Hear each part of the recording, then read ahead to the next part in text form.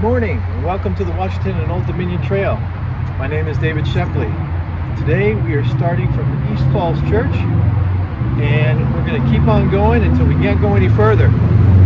So today we're actually going to come to the end of the trail going east, which is actually where the trail originally began. So let's see where our journey takes us today. In the 1700s, Falls Church began along two Native American trails and included large farms anchored by an Anglican church. Several taverns and inns served as resting spots for travelers on their way to or from Leesburg. By the 1840s, Falls Church became a village and continued progressing with the completion of the Alexandria-Leesburg Turnpike, which increased the opportunity for farmers to sell goods to larger markets. East Falls Church, which developed on the eastern edge of the village, was part of the land ceded to the federal government for the creation of Washington, D.C.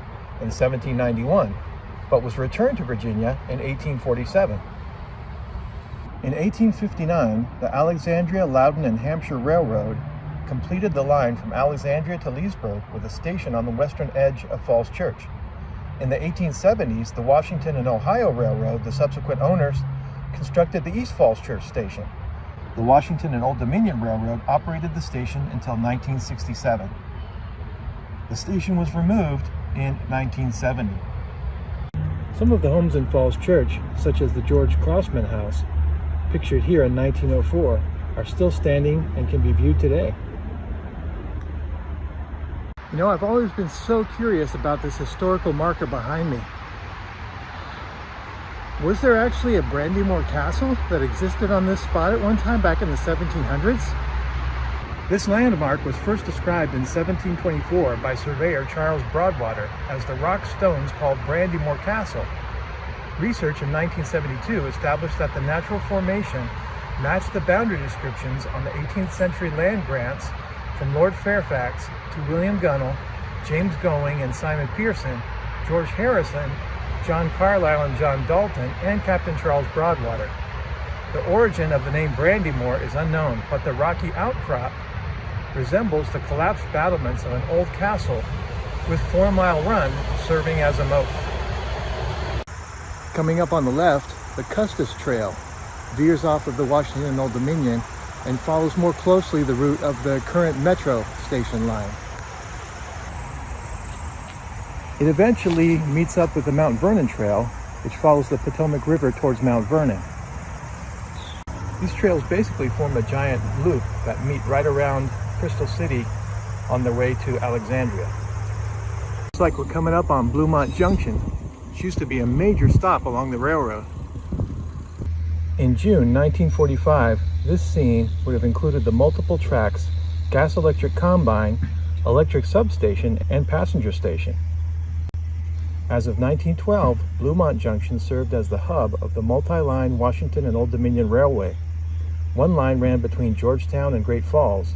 The other was the former Southern Railway branch between Alexandria and Bluemont, Virginia. To serve commuters from the Virginia suburbs and vacationers traveling from the city to resort towns in western Loudoun County, the W&OD's owners moved the eastern passenger terminal from downtown Alexandria to Georgetown. Much freight traffic, however, still moved in and out of Alexandria. All eastbound and westbound trains, whether they carried people or freight, now passed through Bluemont Junction. If you were a passenger on the Washington and Old Dominion Railway heading into Georgetown, you would first have to pass through Rosslyn, Virginia, a 15-minute train ride from here. The first Rosslyn terminal dated from 1906 with the establishment of the Great Falls and Old Dominion Railroad. That line ran from Georgetown to Washington, northwest through Virginia to the falls of the Potomac River. In 1911, the Great Falls and Old Dominion became the Washington and Old Dominion Railway.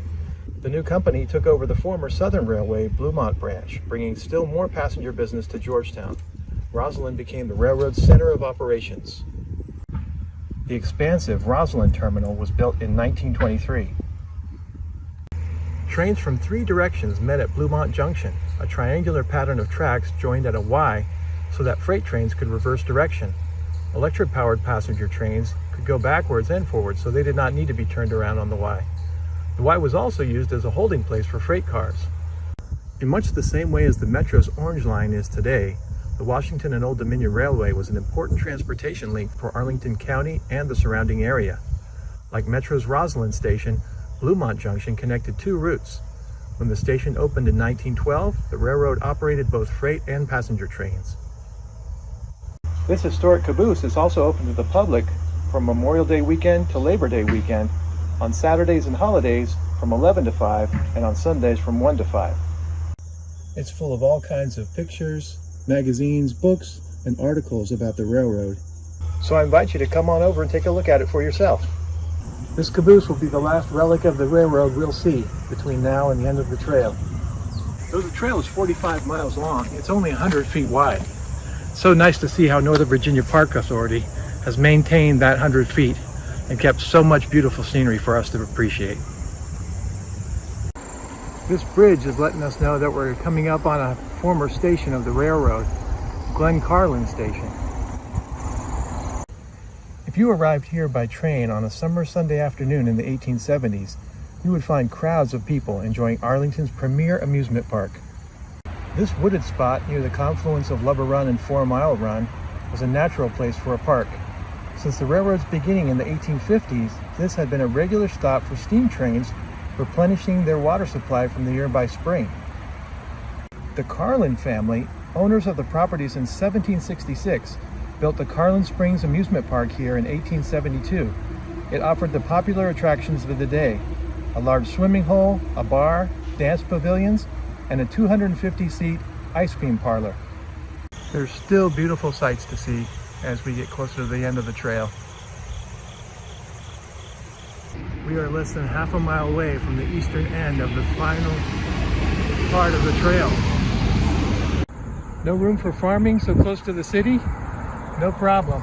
The residents in this community have taken this grassy area, which would have been right along the railroad between the two roads on either side, and converted it into a community garden.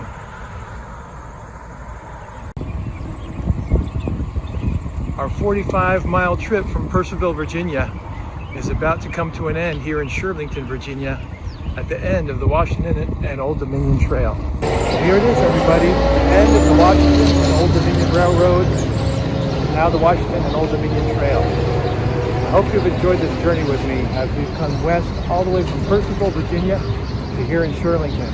And here we are now at the end of the trail, the eastern end of the trail, at the corner of 4 Mile Run and Shirlington Road. It's been a great journey. I hope you've enjoyed it. We've learned a lot about historical facts along the way. I hope you've had a good time. I definitely have. All I can say is thanks for joining me, and I will see you next time out on the trail.